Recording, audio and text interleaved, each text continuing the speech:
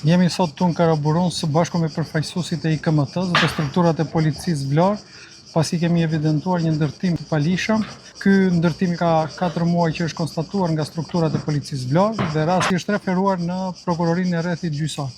Më vonë, së bashku me IKMT-n, janë marrë gjithë veprimet e dhura ligjore dhe sot ndodhemi këtu për prishjen e këtij ndërtimi të palishëm.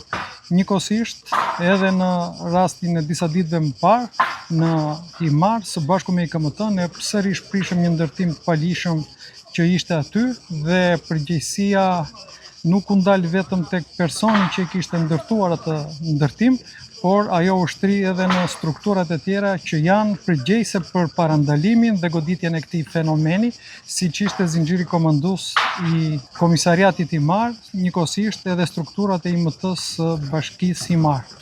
Po sot, në këtë rast, ne kemi arrestuar një nga autorët që ka bërë këtë ndërtim, kemi shpallur në kërkim bashk autorin tjetër. Në këtë rast, Agjencia Kombëtare e Zonave të Mbrojtura ka qenë në tejkalim të kushteve të saj ligjore për dhënien e lejeve përkatëse për biçbarin që ka dhënë, apo dhe për gjithë këtë aktivitet të palishëm që është këto. Çdo qytetar, në rastet e ndërtimeve pa leje dhe krimeve mjedisore të tjera, para se të mendojnë që të bëjnë një krim të tillë, më mirë të drejtohen organet kompetente për të marrë lejet përkatëse dhe zhvillimin e aktivitetit tyre normal. Jemi në Karaburun, në një ndërtim të palishëm, në një zonë të mbrojtur. Procedurat ligjore për këtë ndërtim kanë filluar para disa muajsh, siç e përmendi dhe drejtori i policisë. Ka një vendim prishje dhe një gjop, për të cilin ka filluar ekzekutimi para disa kohësh.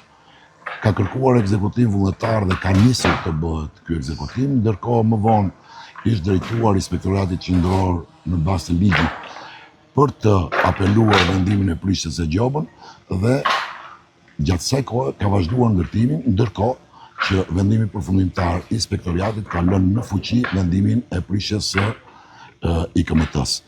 Jemi këtu sot bashkë me policinë për ta zbatuar vendimin. Dua ta falenderoj Bashkinë e Vlorës për mbështetjen me punëtorët e shërbimeve që ka kjo bashki për ta bërë të mundur prishjen e këtij objekti.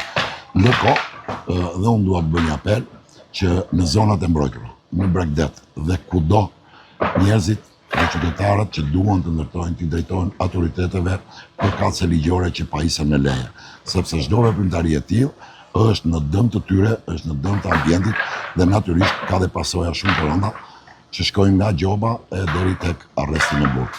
Falenderoj edhe një herë policinë e shtetit, pasi në gjithë aktivitetin e Inspektoratit Kombëtar, pa mbështetjen e policisë shtetit, nuk do bëhet mundur realizimi i prishjes së këtyre objekteve që janë pa leje.